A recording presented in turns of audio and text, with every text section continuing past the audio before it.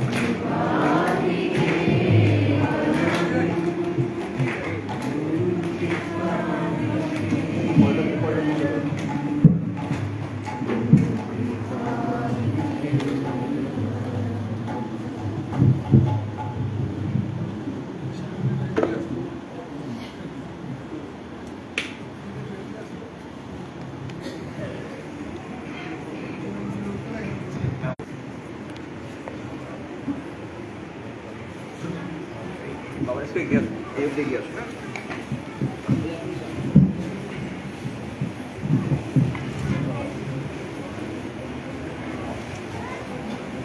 আর একটু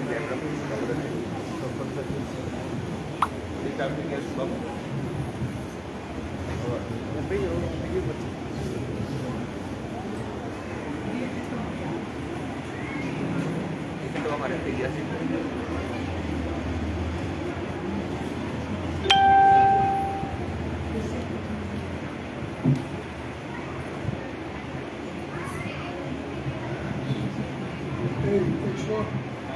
গাছটা সরাতে হবে, এছাড়া লোক দেখতে পাওয়া যাচ্ছে না।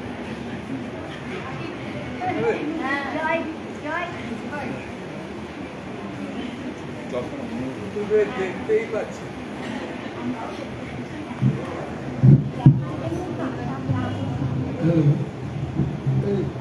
একটু ঘুরিয়ে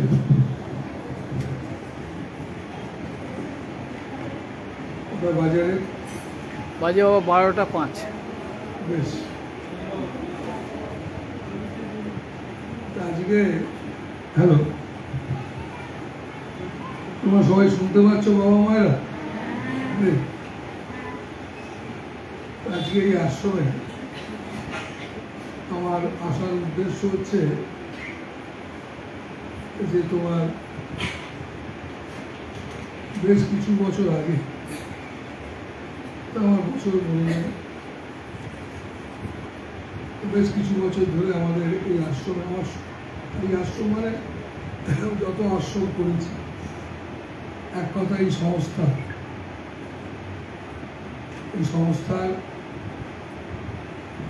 কি করে চলবে না চলবে এসব কথা ভাবতে গিয়ে, কারণ মানুষ তো চিরদিন থাকে না,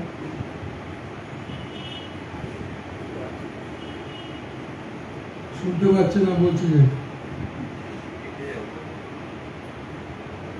তো সেই কারণে হাঁটু কমা বেশি বাড়িয়ে ফেলেছিস, তো সেই কারণে আমি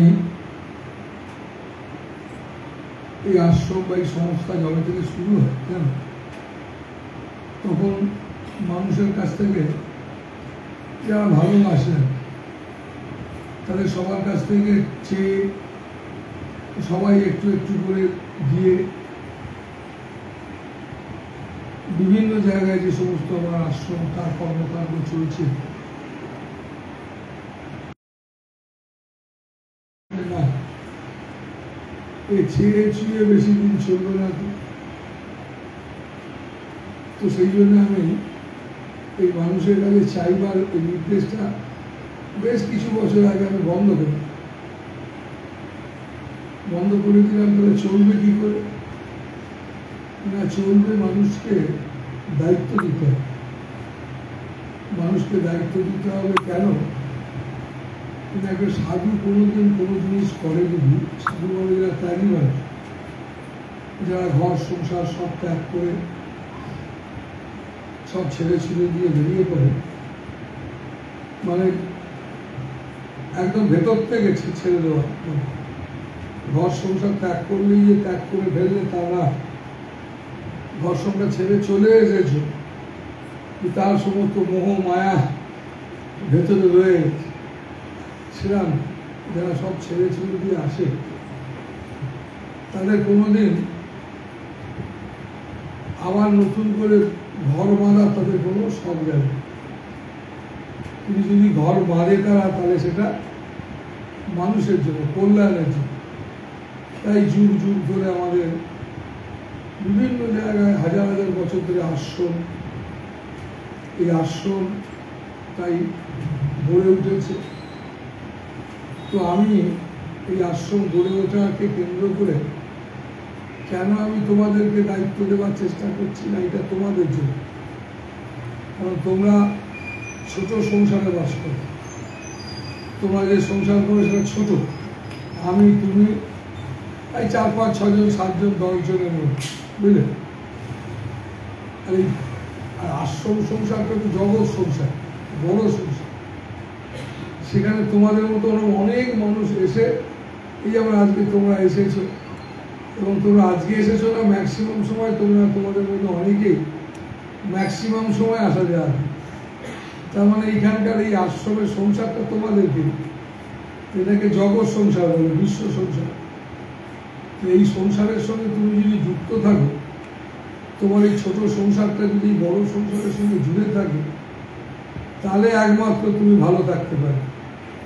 ভালো থাকতে তুমি চাইছো, ভালো থাকতে মানুষ পারে না কেন? মানুষ ভালো থাকতে পারে না কেন? না, মানুষ ভালো থাকার জন্য যেসব পথ সে ধরে, সেই সব পথগুলো মোটেই ভালো থাকার জন্য না। নয় সে ভাবে যে আমি অনেক টাকা পেলে বোধহয় ভালো থাকবো। দেখা গেল টাকা পেয়েও ভালো থাকা আর টাকা পাওয়া এক জিনিস না। তো সেই কারণে মানুষ টাকা পেলে বলে অনেক ভালো থাকবো, অনেক ক্ষমতাশালী হলে বোধহয় ভালো থাকবো, অনেক বিভিন্নভাবে অনেক রকমের রাস্তা। কেউ বলছে যে না, আমি অনেক রকমের স্টোন করবো হাতে, তাহলে ভালো থাকবো, আমি অনেক দাম দিয়ে মাদুলি কিনবো, তাহলে ভালো থাকবো, বা আমি অনেক খরচা করে বাড়িতে যাগযজ্ঞ করবো, ভালো থাকবো। নানান রকম মানুষ নানান রকম। কেউ বলছে দূর সব ফালতু জিনিস, এইটা করলে ভালো থাকে। তো মানুষ বিভিন্ন রকম ভাবে ভালো থাকবার জন্য নানান রাস্তা মানুষ ধরে। কিন্তু যে রাস্তায় ধরুক না কেন, সমস্ত রাস্তা ফ্লপ করে যায়। মানে কোনো রাস্তাটাই তাকে ভালো রাখতে দেয় না। কেন ভালো রাখতে দেয় না? না, ভালো থাকে মানুষ এই ব্যবহারিক জগতের কোনো জিনিসের উপর নির্ভর করলে মানুষ ভালো থাকতে পারে না। কেন পারে না? এই ব্যবহারিক জগতে যে কোনো জিনিস সেটা বড় টেম্পোরারি। এই তোমরা যে সংসার করছো, ছোট সংসার, আমি তুমি এই 4-5 জন মিলে, এই 4-5 জনের মিলের যে বুদ্ধি, এই 4-5 জনের মিলের মধ্যে যে বুদ্ধি, এই বুদ্ধিটাকে যদি অনেক শক্তপোক্ত করতে হয়, তাহলে কি হবে না, তোমাকে আরো বড় জায়গার সঙ্গে একটা সম্পর্ক তৈরি ভাব করতে হবে। তাহলে কি হবে না, তোমার মধ্যে একটা মানসিক শক্তি বলো, ধারণা বলো, সমস্ত কিছু বাড়বে।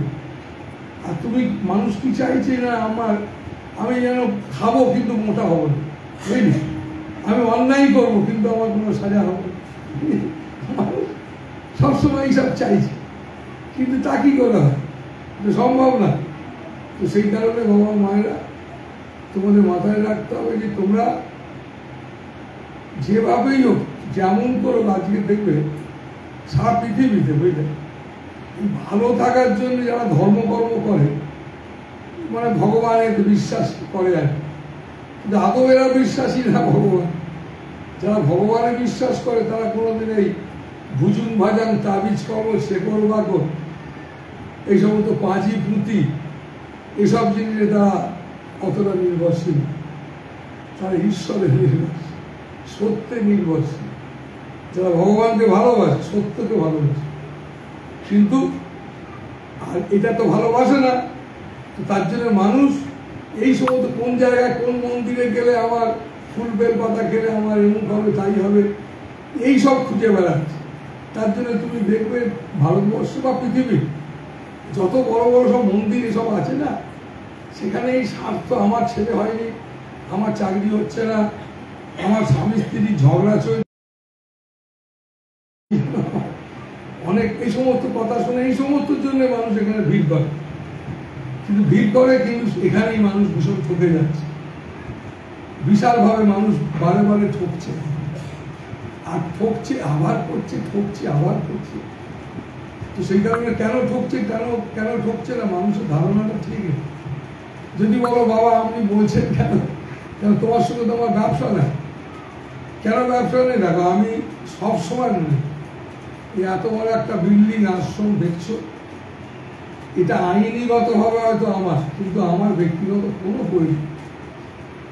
প্রয়োজন তোমার জন্যই আমার আশা, তোমার জন্যই আজকে এই অর্ঘদান চলছে।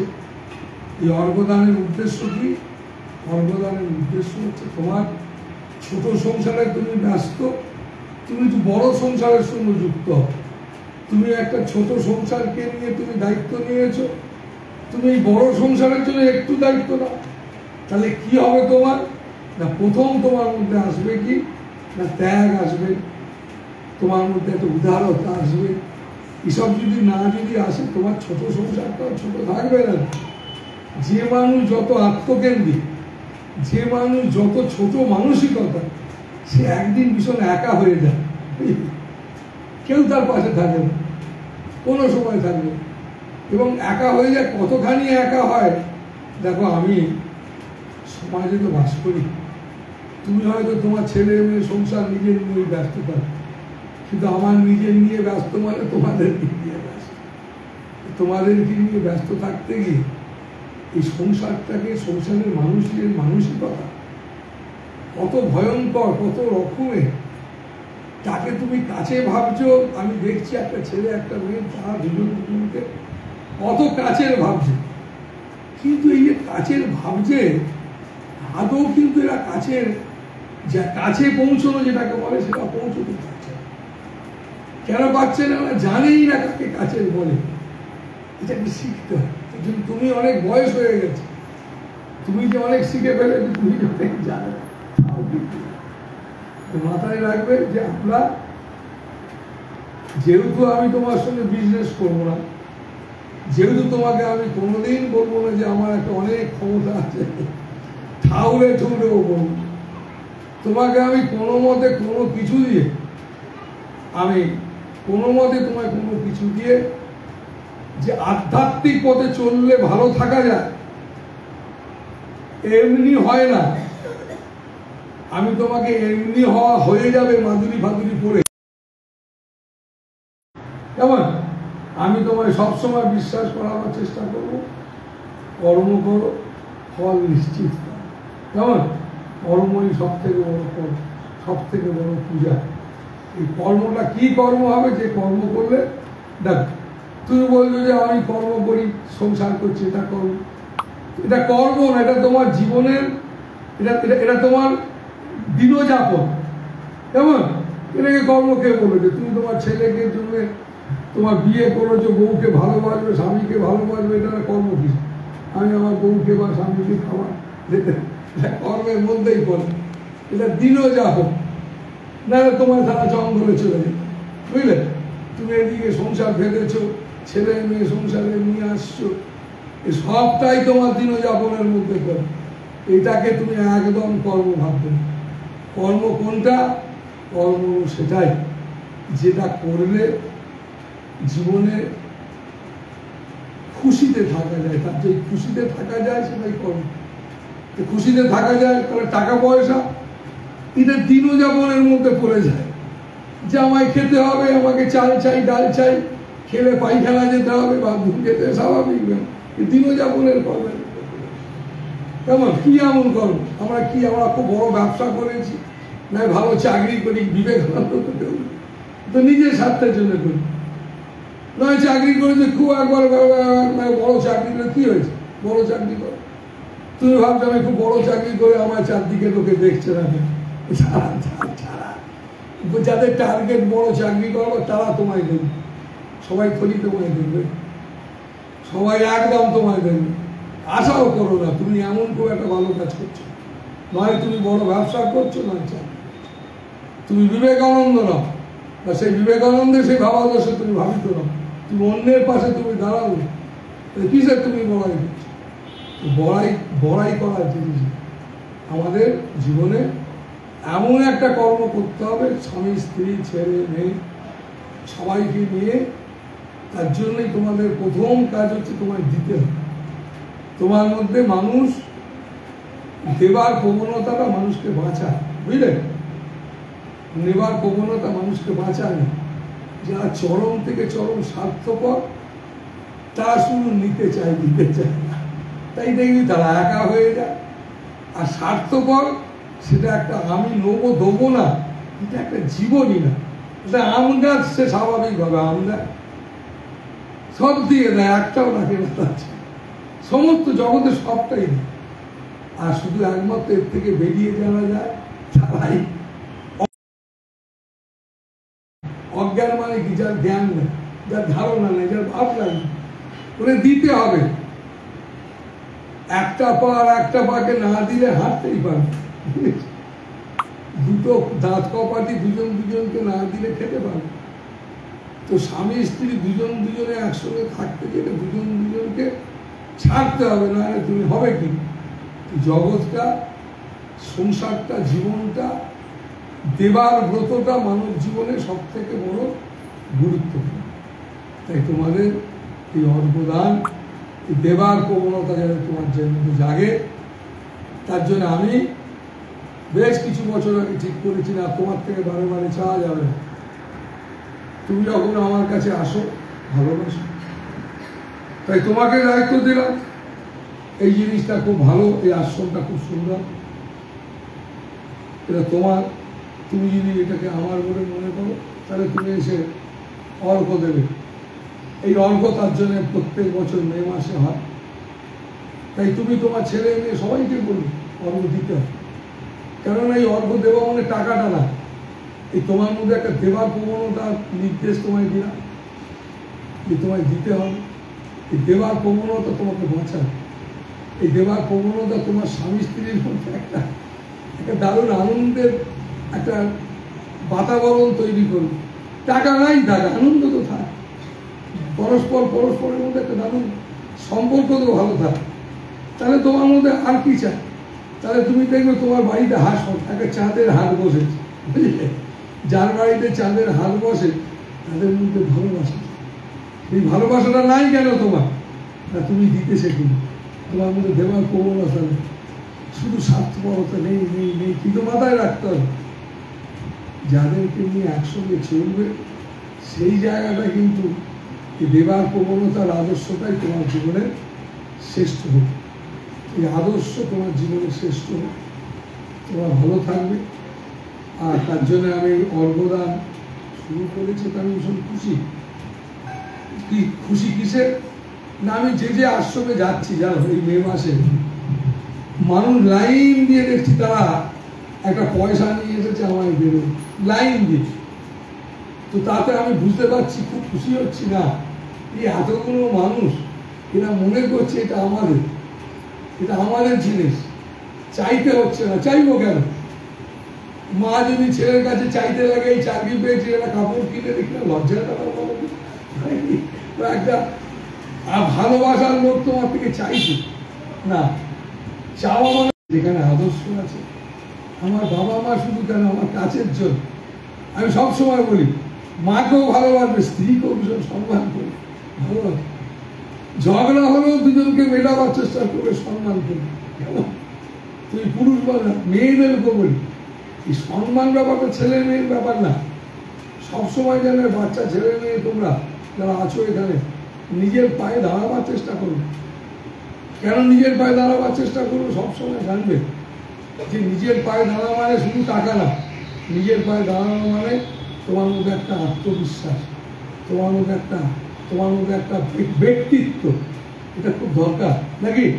এটা আজকে নাই বলে তোমরা একা মনে করছো, হাউল চাষ করছো, কি করে জীবন কাটানো। জীবন কাটানো খুব সহজ, তুমি সহজ বলে মনে করে নিচ্ছ না বলে তুমি আজকে তুমি কেন নিচ্ছ না জানো? তোমার চাহিদা এই সমস্ত জিনিসগুলো উদ্দেশ্য কেমন? এই মুহূর্তে এটা চাইছো তো তারপরের মুহূর্তে সেটা বাদ দিয়ে দিচ্ছ। তো তাই হোক, মাঝে মাঝে সাধু সঙ্গ করতে হয়, তাহলে তুমি একটা রাস্তা খুঁজে পাবে। সাধু সঙ্গে মানুষ রাস্তা খুঁজে পাবে। এই তোমরা আশ্রমে আসছো, তোমরা খুব ভালো মানুষ, কেননা তোমরা আশ্রমে এসেছো, তোমার মন্দিরে না আশ্রম। কেন আশ্রমে এসেছো? আশ্রম মানে একটা সংস্কৃতি, যেখানে একটা জীবন যাপনের একটা সুর বাজি। কেমন? সেই সুর বাজাবার জন্যে সব ছেড়ে ছুড়ে দিয়ে চলে আসে। এই যারা চলে আসে তাদের হয়তো কয়েক জীবন শুধু আশ্রম জীবন করেই কাটতে লাগে। আবার কেউ হয়তো আসা শুরু করে, তুমি তো আসতে শুরু করে দিয়েছো। এটাই তো বিষয়। কেন আসতে শুরু করেছো? না আমি তোমার হাত থেকেও দেবো না, কোনো ঠিকুজি পুষ্টি দেবো না, কোনো ভাগ্য টাগ্য কিচ্ছু নেই। সাধু সঙ্গ, ঋষিরা বলেছে সাধু সঙ্গ। কেন না সাধু সঙ্গ করতে হয়? না সাধু সঙ্গ করলে মানুষের ভালো। যারা সাধু মানে একটা ব্যক্তি না, সাধু মানে একটা দিব্য চেতনা। সেই চেতনার রঙে যারা রাঙেছেন তারা মহাত্মা। তো তাদের পরস্পরে মানুষের ভালো হয় কেন জানো? তারা অশুভ যে ভাবনা, অশুভ যে চিন্তা ভাবনার যে শক্তি, এগুলো আস্তে আস্তে কাটতে থাকে। কারণ সেটা রাস্তা চলে যায়। সে শুনতে শুনতে শুনতে শুনতে একটা বুঝতে পারে না এটা ঠিক না, এটা ঠিক হচ্ছে না, আমাকে পরিবর্তন করতে হবে। তো তাই দেখবে আমি ভীষণ খুশি হই যেসব মানুষগুলো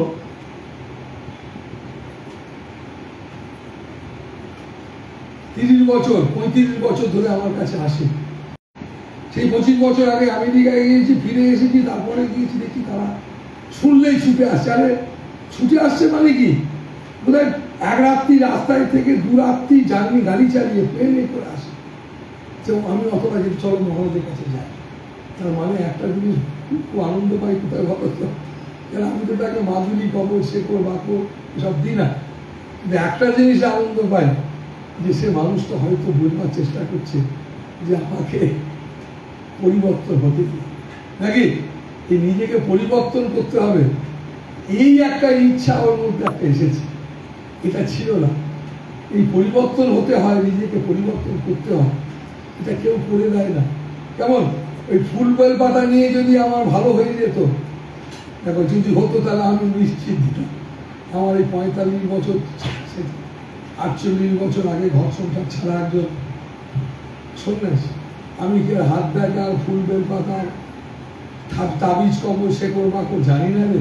এসব কিভাবে লোককে কিভাবে ঠকানো যায়, কিভাবে কি করা যায় সব যায়। তো সেই কারণে এই অর্ঘদান ব্যাপারটাকেও কেন গুরুত্ব দিয়েছি, বলছি কেন প্রেশার দিই, আই তোকে দিতেই হবে, না হলে তারা তোর এটা হবে সেটা হবে, এটা আমি করি। তোমার প্রাণ চাইলে আসবে, যেদিন প্রাণ চাইবে না আসবে, যেদিন চাইবে সেদিন আসবে। কেননা আমরা ফকিরি করি, বুঝলে? তুমি না এলে আমার কি একটা হয়ে যাবে, কি হওয়া হয়ে কিছু ব্যাপার না, হয়েই রেখেছেন তিনি সবটাই হয়েই রেখেছেন, তুই আর আমি ভেবে করবি। তো সেই কারণে সুযোগ পেয়েছ, সুযোগ পেয়ে যখন চেয়েও সাধু সঙ্গ করি, বারে বারে আসা বারে বারে যাওয়া, এর খেলা চলতেই থাকে চলতেই থাকে। একমাত্র মিটতে পারে এই সাধু সঙ্গ। এই সাধু সঙ্গ করতে করতে মানুষের মধ্যে দিব্য চেতনা আসে, মানুষের বুঝতে পারে নিজে, মানুষ জানতে পারে যে এই শরীরটাই আসল না, এই শরীরটার ভেতরে এই আমরা কষ্ট পাচ্ছি, হাসছি, গল্প করছি, কাঁদছি, অভিমান করছি। পাশের জন বুঝতে পারছে না যে আমি অভিমান করে বসে আছি। বসে আছে কে? পাশের জন বুঝতে পারছে না কেন? পাশের জন বুঝতে পারছে না কেন না, আমার ভেতরের যে শরীরটাকে সে জানে না। না, আমাদের ভেতরের যে শরীরটাকে জানে না, সে আমার এই বাহ্যিক শরীরটাকে চেনে। খুব সুন্দর দেখতে, খুব বড় চাকরি করে, সব ভেতরেরটাকে জানে না। এরকম ভাবে তোমরা কেউ তোমাদের ভেতরেরটাকে জানো না। এই ভেতরেরটাকে প্রেম করা মানে প্রেম, কেমন? এই ভেতরের পরিবর্তন করা মানে আসল পরিবর্তন। ভেতরেরটা পরিবর্তন হয় কি করে? না, সব থেকে সঠিক এবং সহজ রাস্তা জপ। মনে মনে মনে মনে জপ করা। জপ করা মানে গুরুদেবের বীজ মন্ত্র যে দীক্ষা নেয়নি সেরকম একটা কোনো ঠাকুরের নাম, যে নামটা অর্থ হচ্ছে অসীম অনন্ত, সেরকম একটা নাম স্মরণ করা মানে অসীম অনন্তের সঙ্গে জুড়ে থাকে। তাহলে কি হয়? ছোট জিনিসের সঙ্গে জুড়ে থাকলে কি হয়? ছোট ছোট গুণগুলো হতে হবে। আর বড় জিনিসের সঙ্গে যদি জুড়ে থাকো, বড় জিনিস তোমার মধ্যে, এই ভালো জিনিস যেন তোমার মধ্যে ঢোকে। তাই বাবা মায়েরা চলে ফিরে ঘুরে বেরিয়ে যত পারবে নাম জপ করবে। আমি তোমাকে বলছি, ওরে তাবিজ কবর এইসব নানান রকম দোকান খুলে বসে আছে। অনেকে হয়তো আমার উপর রাগ করবে, রাগ করবে। আমি তোমায় বলতে পারি, একটাকে ভালোবাসো, সেটাকে চেপে ধরো, হৃদয় দিয়ে তাকে ভালোবাসো। কেমন? তাহলে রামকৃষ্ণ চৈতন্যদেব এরা মহাত্মা ছিল, এরা তাহলে লোককে মাদুলি দিতে, লোককে হাত পা ধরত। কাউকে হাত রাখিনি বল। চৈতন্য বলে যে কৃষ্ণ নাম কর, ভালো থাকতে পারে, আর সাধু সঙ্গ কর। তোমাদের তো আমি সেইটাই বলছি, সুযোগ পেলে সাধু সঙ্গ করবে। কেন? না, নিজের রাস্তা খুঁজে পাওয়ার জন্য, আর সাধুদের পবিত্র গুণের পরশ পাওয়ার জন্য। কেমন? তাহলে তোমার জীবন সত্যি সুন্দর। আর প্রত্যেক দিন বাবা মা যদি থাকে প্রণাম করি।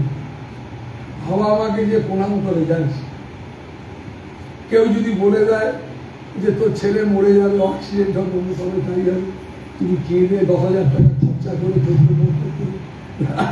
কাণ্ড করে বেড়াচ্ছ। আমি তোমায় বলছি, শাস্ত্র বলছে, মহাত্মারা বলছে, বাবা মাকে তুমি যদি প্রত্যেকদিন প্রণাম করো, তোমার 14 পুরুষের গ্রহ কেটে যাবে। ওরে মরতে তো এমনি হবে না, যতদিন বাঁচবে ভালো থাকে।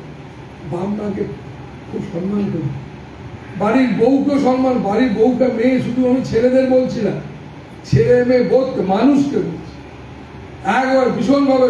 বাবা মায়ের বয়সী মানুষকে ভীষণ, বাচ্চা বাচ্চা ছেলে মেয়েকে সম্মান করুন, ছোট ছোট ছেলে মেয়েকে সম্মান করুন, বাচ্চা শিশুকেও সম্মান করুন। তুমি অবাক হবে জানো, কোনো ছেলে যদি কোনো অন্যায় করে না, তার মা যদি দেখতে পাই, কোনোদিন তার মাকে বলি না তোর ছেলে, আমি যদি বলি তোর ছেলেটা অন্যায় করে, মা খুব কষ্ট পেয়ে যায়, জীবনে সব থেকে বেশি কষ্ট পায় মা। কেমন? সেই জন্য কি করি, চেষ্টা করি কি করে ছেলেটাকে পরিবর্তন করা। এটা মানুষের কাজ।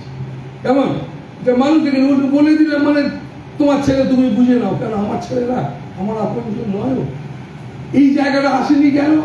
ওই আত্মকেন্দ্রিকতা। আর এইটা যতদিন থাকবে চরম কষ্ট আমাদের পেরিয়ে যাবে।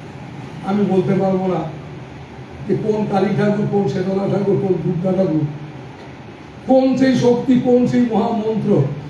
আমার এই 48 বছরে আমি ঘর সংসার ছেড়ে ভারতবর্ষে সারা ল্যাংটা হয়ে শ্মশানে মশানে ঘুরতে ঘুরতে, পাহাড়ে জঙ্গলে চড়তে চড়তে, দেশ বিদেশ চলে ঘুরে বেরিয়ে আমার নিজস্ব একটা অভিজ্ঞতা হয়েছে। সেই অভিজ্ঞতা থেকে তোমরা বলতে পারি, নাম করো, ভালো থাকো, আর প্রার্থনা করো প্রভু তোমার সুর, সেই সুর অসীম সুর, যে সুর সবার ভেতরে বেরিয়েছে, সেই সুরে যেন আমি সুর মিলিয়ে চলি। বাজা বাবা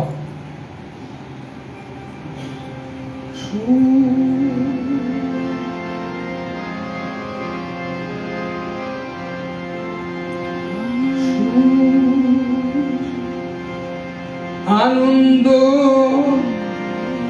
দিয়ে যা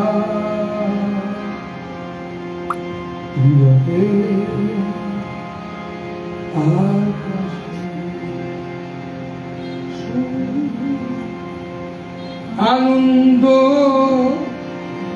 দিয়ে যা হৃদয়ে আকাশে জেগে ওঠে,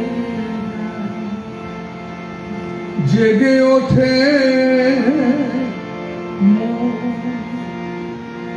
তোমারি পরশে, ছুটে যায়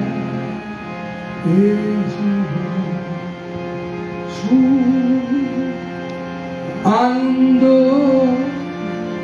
দিয়ে যা হৃদয়ে আকাশে, যখনই শুনে খেলায় মাটি আত্মহারা এই মন পাখি,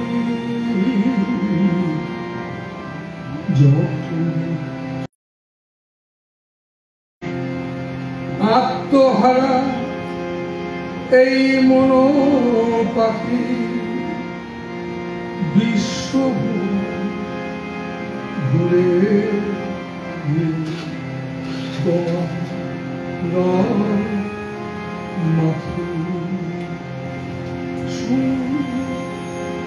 আনন্দ দিয়ে যা